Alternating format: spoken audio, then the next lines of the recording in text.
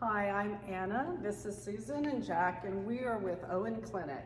And we were talking a little bit about in-laws, maybe particularly mother-in-laws, or it could just be in-laws in general.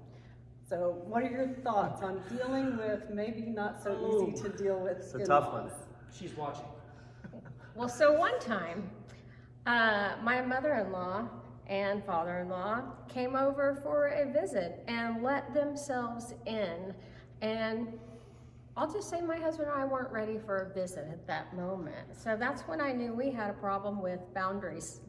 Yeah, boundaries is a huge thing when it comes to family in general.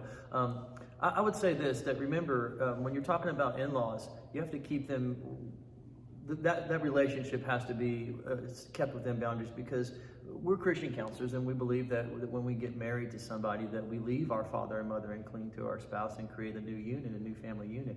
And so even though our parents at that point are there to provide us wisdom and maybe some answers to questions or even support, they're not our parents as far as the people who are telling us what to do and our authority figures and all that. The specs of the relationship has to change, and if it doesn't, you're going to have a really unhealthy marriage. Yeah, I think it's important to remember that, yes, they are parents, and yes, they deserve our respect.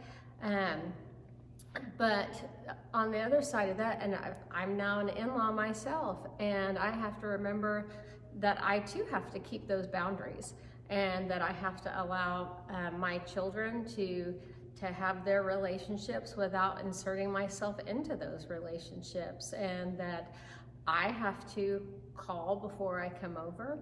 I have to accept that if now is not a good time, that it's not a good time, and that doesn't mean that I'm not loved. It means that they're having their family, they're building their family, and that I have to step away and let them grow as a family. And those boundaries, they're hard to accept sometimes, but that means that your children are healthy and growing and developing their own families and their own rituals and holidays and celebrations, and that you want them to develop those. And I think sometimes, boundaries are going to change with in-laws. They're going to be one way before you have children. They're going to change when you do have children. So it's always going to be a work in progress of how to adjust those boundaries. And I would say grace is really important, because try to look at your in-laws if your feelings are hurt or they've done something that aggravates you. Try to have grace, and one way that I have been a little effective in doing that is looking at my in-laws through my children's eyes.